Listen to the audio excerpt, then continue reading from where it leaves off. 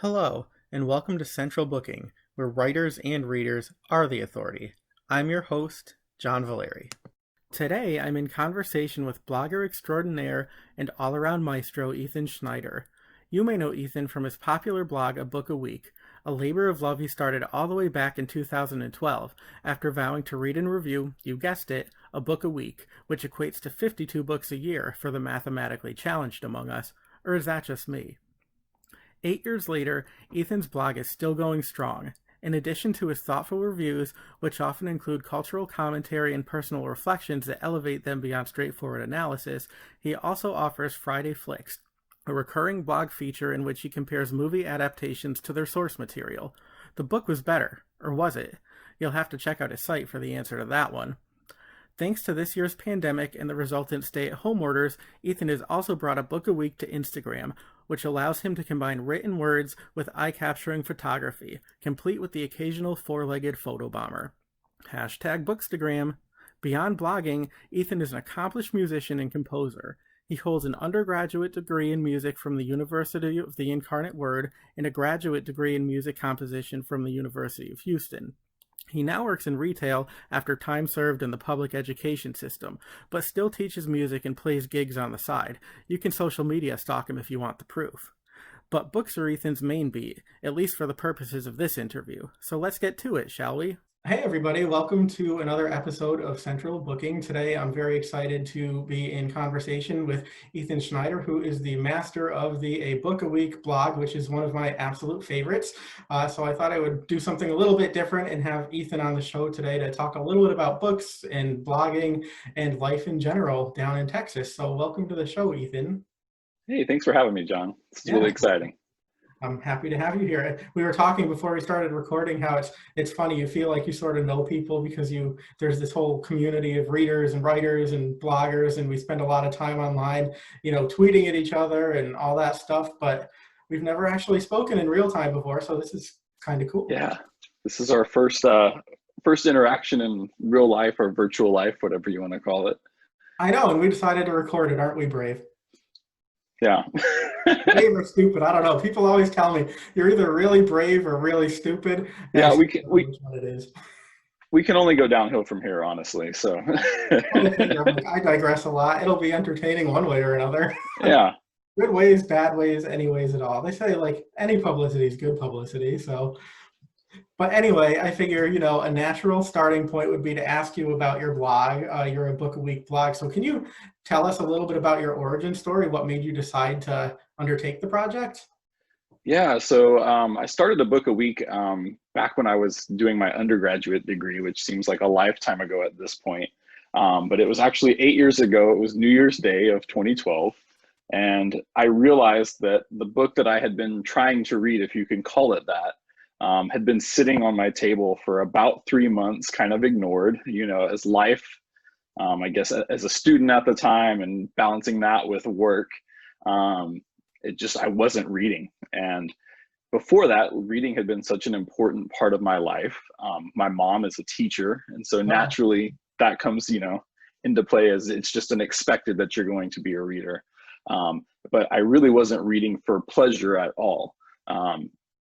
And so I really started looking at, well, gosh, I need to find a way to read. I found Goodreads as a way to kind of track that. And I was like, okay, I want to start reading more. Why not go big? It's New Year's. Let's make a resolution. And so I created A Book a Week where I was like, I'm going to read a book every single week. So it's just one a week. That should be fine. At this point, I'm reading already a ton for school. Why wouldn't I be able to read, a novel or something a week as well? And by the end of the year, I'll have read 52 books. This is going to be great.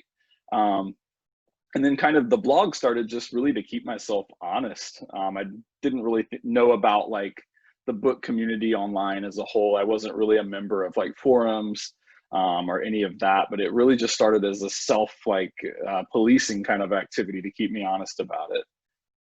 Sure, and now we police you. Like, yeah, and now it's like, well, for the rest of my life or the rest of this blog, at least, I have to keep myself honest and read a book every week. So it's turned into kind of a labor of love. And I would have never expected 8 years ago to be sitting here like on a YouTube channel having an interview with somebody. let alone that people would actually like read and respond to it in the way that they have. So it's been a really fun exercise, and I plan on keeping it going for as long as I can. So there's no stopping me yet. Oh, that's awesome. Well, 8 years is pretty good track record. And isn't it great how you can make that commitment publicly and then like other people really will keep you honest? Absolutely. And it was funny because, with quarantine happening, I'm reading more than ever. So I started posting more than a book a week. And one of my commenters actually said, well, you got to be careful. You're going to have to change the name of this blog. You might want to slow down a little bit. That's a good point. Actually, all right, let's, skip ahead. I told you I was going to go off script and be spontaneous and all Fine. that good stuff. But I did want to ask you, you mentioned, that you're actually reading, more than typically during quarantine. How has that been for you? I know that some people, unfortunately have had a lot of difficulty losing themselves in books, whereas I think, similarly to you, I'm really drawn to that escapism, and that really is sort of my sane, safe space. Is that what's sort of working for you too? Yeah, that's absolutely been the case. I have more time than ever just because you're literally at home all day, every day. And so I'm reading more than I was before. I'm also reading more like actual books, because, I'm home. Usually I'm listening to an audiobook or I'm on my e-reader. So it's been kind of fun to reconnect with kind of those old friends. Yeah. Um, and I think it's kind of odd as well that I've kind of been exploring more genres and different authors than I normally would. So it's also kind of given me the freedom to go outside of my comfort zone, which has been nice. Sure. Yeah, I was going to ask you about that. I've been doing, some of that as well. But how do you select the books that you read and review? What is your process like? There's nothing really scientific about it, which I think is the best approach, especially as a reader. I really just go to whatever I'm drawn to in that moment. I'm a big mood reader. I think, part of being a blogger, though, is knowing kind of when authors have big books coming out. So there is a balance between like, keeping track of, oh, so-and-so has this new novel coming out. I need to make sure I read that one before it hits, versus I'm just really excited about this book and I want to read it. Sure. So it's been a little bit of both lately. And that's pretty much how I tend to run things on the blog as well. I never really schedule things out like, oh, by this day I have to have this book read, or, oh, I've read 3 crime novels in a row, so now I need to, change things up. It really is just going with the flow, because otherwise I don't think I would be able to hold myself accountable and keep reading. Sure, sure. I know I keep, that's a wise philosophy. I should like take a page out of your book because I keep asking myself, why do I do this to myself? Like deadline, deadline, deadline, and they tend to be very similar. And I love them. And like mystery thriller will, sort of always be my thing. But then you reach that point where you want to read anything but. Hmm. But so yeah, let me ask you. You do have a very eclectic taste, and that's one of the things I really like about your blog is it's a little bit of everything, and usually it's contemporary, but sometimes you even go back and read older things. So can you talk a little bit about your tastes in reading and how you like to bring that to your blog? Yeah, I mean, I think like you, I've always had a kind of soft spot for crime mystery novels. And I think that's what really like sustained me when I was younger reading books. But now I really just want a really good story with really engaging characters, right? Um, and I think that's, with any genre that I approach, what I'm really looking for is, do I care about these people that are in this book? And do I care about what's happening? And I think that's a good approach really for anybody. But then there are some times where, like I have a soft spot for James Patterson thrillers, and Sure. sometimes I don't really care. I want to read a James Patterson thriller, and that's what I go for. And it's not believable, and the characters are kind of, they're more there in service of the plot than being some well-developed thing. But I'm into that too. So it's hard to pinpoint exactly like a style, just because, like you said, it is really eclectic for me. Um, and I think a lot of times I go off of recommendations as well. If I see somebody's blog and they're like, oh man, this book was fantastic, I'm going to add it to my list. Yeah, sure. And I commend you for saying that publicly about James Patterson because I know he gets a lot of crap and I've probably given some of it to him. But I totally agree. I mean, I went through a Patterson phase like years and years ago where I probably read like 40 of his books in the summer. And yes, they're formulaic, but you absolutely know what you're getting. You know it's going to be a page turner. It is like the perfect escapism reading. And it really is a nice break for all the heavier books that we tend to read too. So And I mean, he's Yeah. pretty much supporting the industry or his publishing house as one man. So, Oh, yeah, absolutely. I mean, so when I was in high school, this would have probably been, I don't want to date myself, but this would have been like 2005-ish or so. My mom gifted me this copy of Mary Mary, which was the Alex Cross series. And so I devoured this thing. I was like, wow, this is great. And then I found out there were all of these books before that. So I there's so tore many. through the series. And it's kind of become a tradition between us now where every year for Christmas, I get the latest Alex Cross novel. So that's one of my most like consistent reading habits actually, which is really funny. Oh, that's great. I love that. Yeah, mine was First to Die, so it was the first women's club mystery, and I really, really loved that. And I haven't been able to keep up with, most of his series just because there are so many of them. Well, every other week there's a new one. Yeah. Yeah, it's crazy. It's like 3 books a month or something like. But yeah, that's like pretty much the only series I've been sort of able to keep up with, and I tried to keep up with Alex Cross for a while. But it's like coming back to something very, very familiar, which is nice every once in a while. So I give him a lot of credit, and I think he's such a supporter of readers and of independent booksellers. So a lot to be thankful for that there. But let me ask you too. So book blogging, if people don't know, it's really not for the faint of heart. It's a lot of work. It's very time consuming. It can change how you approach reading books. So let me ask you this. You've done, a ton of reviewing at this point, years and years and years of reviewing. In your opinion, what makes a book review good? What are the elements of a solid book review? I think really just honesty. I've never approached anything in like a formulaic way. I always just kind of put what I'm feeling, sometimes to my detriment, right?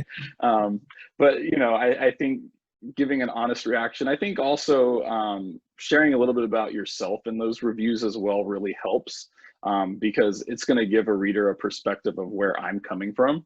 And if you can't really get to know me, you're not going to understand why I feel a certain way about the book that I read. And that's something that actually took some time for me to learn. I think early on, my reviews were very much like, here's a summary, here's a couple sentences about what this thing is, and let me get out of here. Yeah. And so I think in recent years, I've definitely gotten a lot more personal or autobiographical in them. And I think people like them better or get more out of them because of that. Sure. No, I think that's a good point because I find a lot of yours, very relatable. Or, as I was saying before, I almost feel like I sort of know you, even though we've never actually talked in real time before. And a lot of it probably is because you insert, little parts of yourself here and there. And it's like, okay, so now I know this about Ethan and I know that about Ethan. And maybe I shouldn't know this about Ethan, but I do. I'm gonna ask him all about it.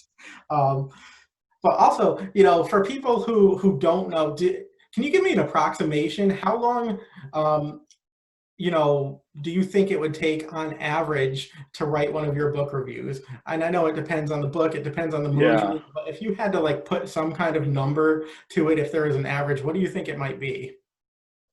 I would say if I'm being conservative, an hour or so. Of course, there are some books that just require you to write. Like I did a review recently of The Water Dancer. I don't know if you read that one. Yeah. But Ta-Nehisi Coates just writes with such language that I felt like I kind of wrote a passive review, and I was like, wow, this isn't really worthy of what this guy gave me. Like I'm not doing his book justice. And I actually spent a couple days going through that one and like editing, and I would send it to some friends and be like, hey, can you read this thing for me and make sure I don't sound like an idiot? I'm trying to talk about this. So I think it really depends on the book, but if I'm going for like a standard review, about an hour or so, and then of course I'll let it sit for a little bit and come back and edit later, because you don't want to just publish your first pass at something. Note to self. Don't do that. No, no, I think that's great. You really sometimes do need that time to reflect on it and to make sure they're the thoughts that you actually do want to share. But let me ask you this as well. So, a lot of people think that they might want a book blog and they don't necessarily know the realities of the time investment. But can you talk a little bit about, do you have advice that you would give to people who might want to get started book blogging, or also any, kind of best practices that you and other bloggers tend to follow? Yeah, I definitely think you have to have fun with it, first of all, because blogging is really a labor of love. Most of us are not going to get rich making some kind of blog. We're not going to become these influencers. I actually started, I feel like, before there were influencers. Right. So I think just having fun with it, and then you have to set your own limits. So for me, a book a week is very doable and reasonable, but for you, a book a month might be better, and that's okay too, right? Yeah. And then I think, for me, I've done it long enough that I've kind of learned what works for me and what doesn't. So I won't pretend like my way is the way to do it. But I do try to read ahead a little bit. So that's kind of pulling back the curtain a little bit on the book a week thing. But I do try to read ahead just so I give myself enough time to write something that I'm going to be comfortable with putting out there for people. Sure. But at the same time, I've also learned that if I try to schedule out like a month's worth of reviews, I'm never going to stick to that. And that pressure is actually going to make me read slower or write slower. So there has to be kind of a balance and the freedom of posting when you want or what you want. Sure. So basically, whatever works for you, and don't name your blog a book a week if you're not going to be like reading and reviewing a book a week. And I mean, to be frank, I've had times where there have been a couple months where I haven't posted a review because life intervenes, and that's okay too, right? Yeah. Real life plot twists, they happen. I'm like, always good intentions, and then something comes along and gives you. But so let me ask you too. Now that you're a blogger and you're consistently, I mean, I would assume, does nearly everything you read turn into a blog, or do you still do just straight pleasure reading as well? Yeah, mostly everything I read turns into a blog. I always feel like if I'm into a book and I don't like it or I don't finish it, that's not something I'm going to review because that could very much just be my mood or my tastes. So that's not really fair. But pretty much if I read it, you're eventually going to get a review on it. Sure. Okay. And do you find, has your reading experience changed any? Do you come at books differently now that you know that you're actually going to be critiquing them afterwards? And do you find that it still is pleasurable, or does that work piece start to creep in a little bit? I think it can creep in if you let it. So I mean, things that I've changed before blogging versus after, I would say, is e-readers allow me to just highlight things in books as I'm going, which is great. Or before that, I would take a picture of the passage in the book. I don't like writing in my books. Yeah. And then I also take notes as I read as well. So if there's something that I like specifically go, oh, I really like that, or I really want to remember this twist or something, I'll make a note just in case I don't get to that review right away. I can kind of recall on those things. But for the most part, I think keeping a variety of things and kind of following my mood as I read really helps me avoid it feeling like work. Sure. I know. I feel like tonight I'm like in that rare moment where I have to pick a new book to start before I go to bed. And I just finished one for a library discussion, and I know that I have a bunch of interviews next week. And like, I want to rebel and read something completely outside of that, but I know that if I do, I'm going to regret it. Yeah, there's always that thing of like, this book is coming out soon and I need to finish it. But also, I've had this book sitting here for a month and I really want to read it. So it's that devil and angel on your shoulder kind of telling you which one should you go with. Yeah. It's true. It's been a month, a year, sometimes a decade. And then all of a sudden, it's the one book that wants to be read when there's something else that you need to read. And it's kind of funny, too, because most of the things that I need to read, I do want to read. But it's just, knowing that you have to do it and then you have to think about it critically. Yeah, that's how I rebel. I just procrastinate. And then who does that hurt? Me. Well, read both. That's all right. I like that. I probably will.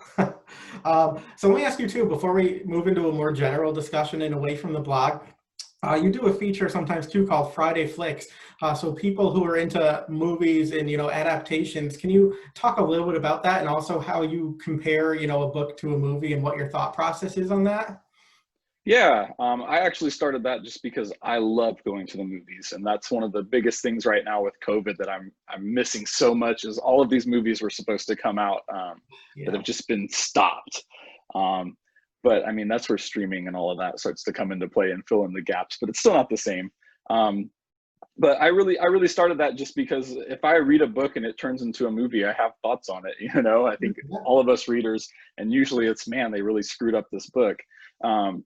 But I think it's just approaching it as, one, how does it compare to the book? So does it capture the spirit? We know it's not going to be shot for shot what the book was. That's just not feasible.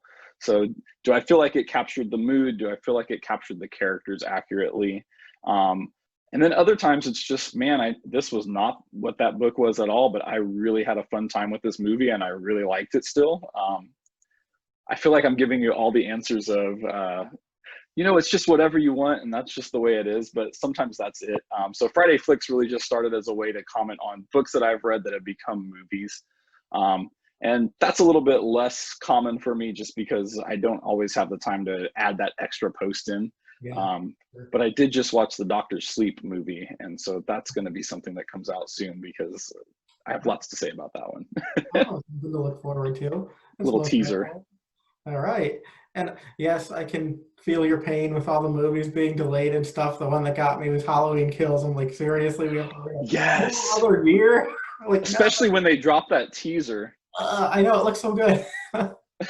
I was just like, oh no, now we have to wait. I know, and I'm like, come on, with all this technology now, can't we just like pay to see it in our homes? Because I'm, being realistic, who's to say, October of 2021 is going to be a different story, but I guess we'll find out. See, I digress. I told you I would, but that's okay. I'm here for the Halloween talk. That's right. I mean, Jamie Lee Curtis, come on, let it burn, baby, let it burn. It's going to be fantastic. Yeah, it looks so good. She said it's a masterpiece. She may not be impartial, but I tend to. I believe her. It's Jamie. I really liked the last one. I was nervous at first, and I really enjoyed it. So I trust them to do good by it. Yeah, it sounds really, really awesome. So, be looking forward to talking to you about that, sometime in the distant future. Yeah, 2021 with a question mark at the end. Hopefully. Right?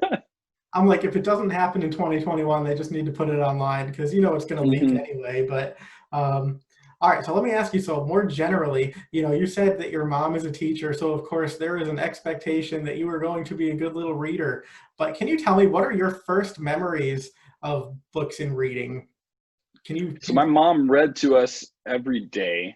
And, when you're young, you don't really remember all of those things. I do remember in first grade, my teacher got me this book. Nate the Great was this kid detective. I don't know if you've heard of this. Yeah. I couldn't even tell you who the author is at this point.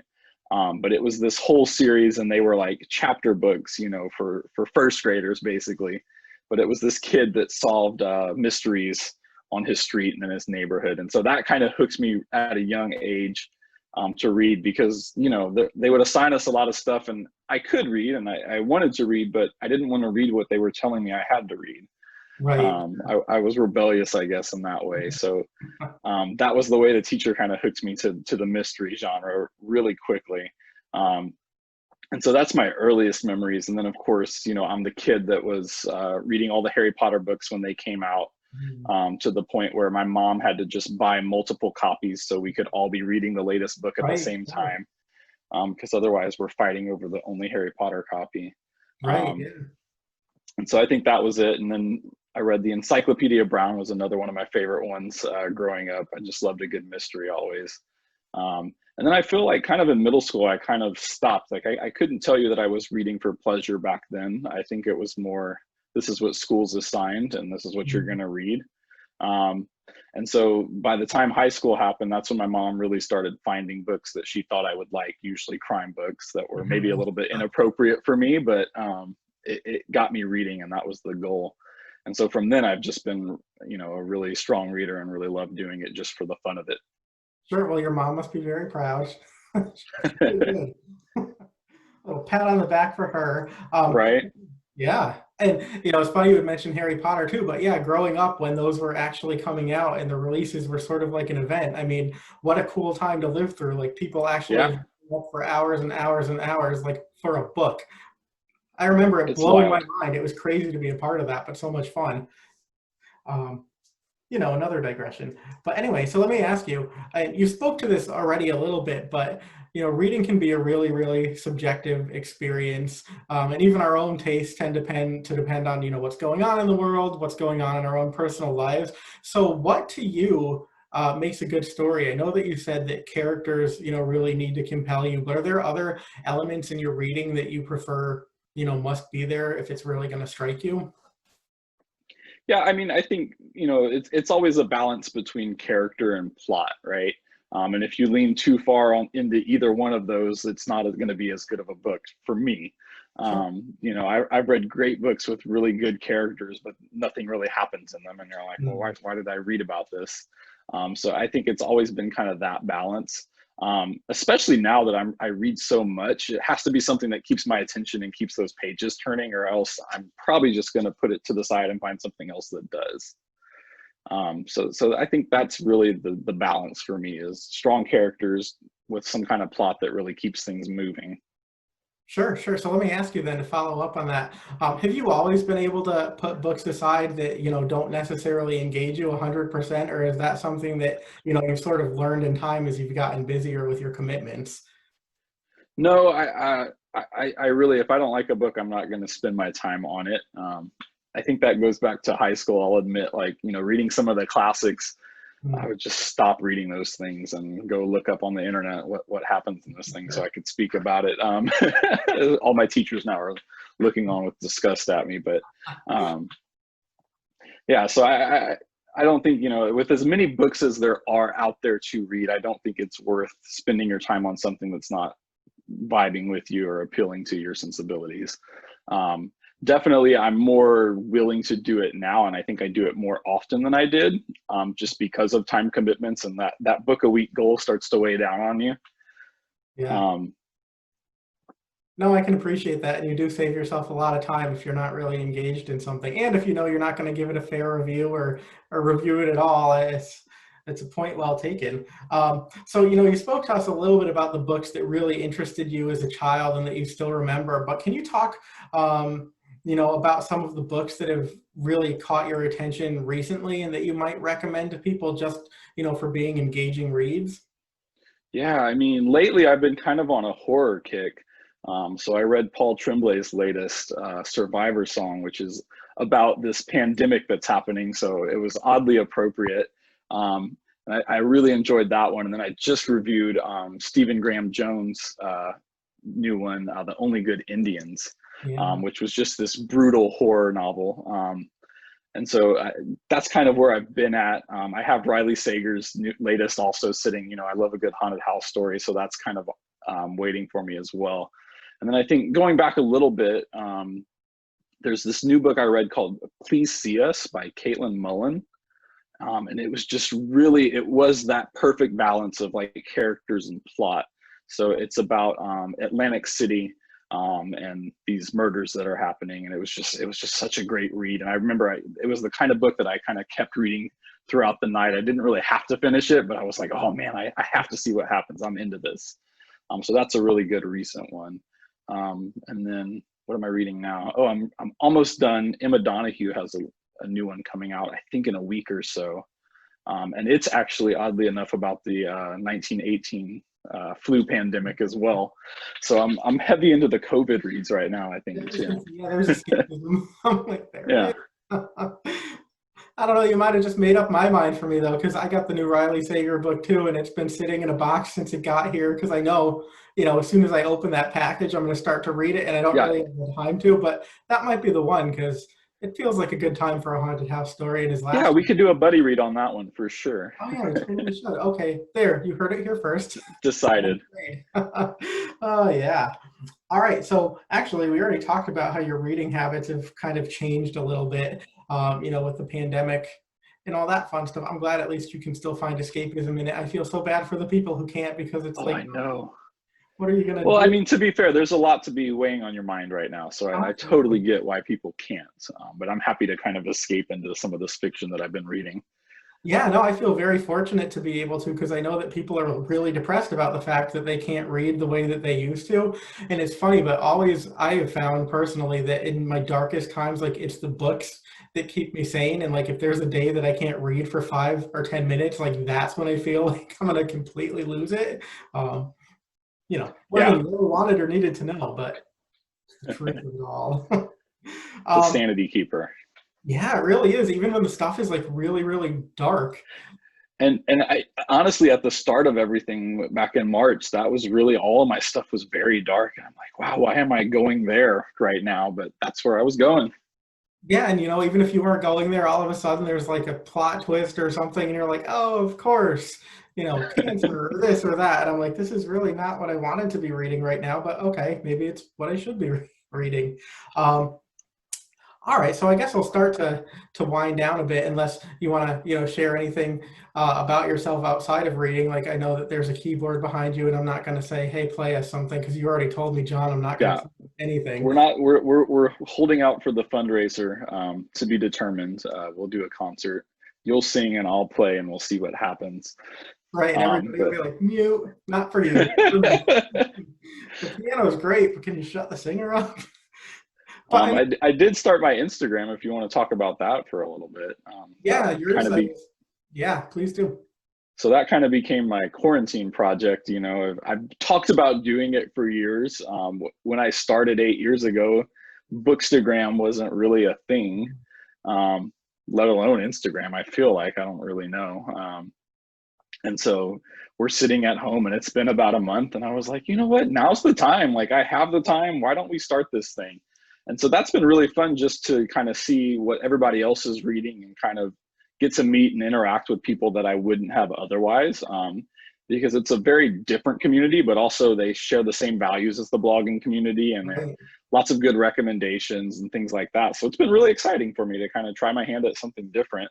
Of course, it's all consuming if you let it. So it's now balancing these things with the blog that gets to be kind of fun. But I've kind of found a cadence of, sharing when I post on the blog, and that way it kind of works out together. So that's been a lot of fun for me. Yeah, no, people should check it out. You were very artistic, I would say. You write, you Instagram, you play music. It's kind of sickening, but but the Instagram is great because you have your own personal page, but then there's the book a week page, and the pictures are great. They're colorful, they're original. It's not like you're looking at the same post picture and the only thing that changes is the book cover. I'm like, Yeah. but it's really really cool to see, and it is kind of a fun way to freshen things up. And that's a big thing now, like you said, Bookstagram and book influence, and like who would have thought that book influencers would be a Would be a thing? thing. Yeah. And that's what I was going to ask you too. Sort of to wrap up is, I'm sure that people, if they're not familiar with you and your site, they might want to find you online, not in a stalkerish way, just in a fun, hey, let's talk about books ways. But what is the best way or ways for people to connect with you online? Yeah, so my Instagram and my Twitter are both at a book a week blog. So that's pretty easy to find. And those will both have links to my blog. Honestly, I feel like when I made the blog, I wasn't really thinking about this blowing up or becoming something. So my domain name is not something intuitive at all. It was more like a nickname kind of stuff. Um, but one day that'll be another project that I tackle. But for now, that's probably the best way to find me. I'm also on Goodreads. And if you follow the Twitter or Instagram, it'll take you to both of those. Awesome. And actually, I should ask you too, any recommendations for blogs that you really like to follow that you think people might enjoy? Yeah, there's a few of them. There's one, Luann Oliver is her name, and she's fantastic. I met her right when I was starting, and she was really supportive. And hers is called A Bookworm's World. And she always has really good giveaways, which is one way to get great books, but also just really good reviews. She reads a lot of similar stuff to me, so she's been one kind of from the start that I've really enjoyed. And then, I've always liked your stuff as well, but now I kind of have to follow you around to wherever you're writing for, so that's always fun too. Yeah, that's fun. Very kind of you. I paid him to say that. The deposit will be there when you look. There will be a, Yeah, paid deposit in your promotion. bank account.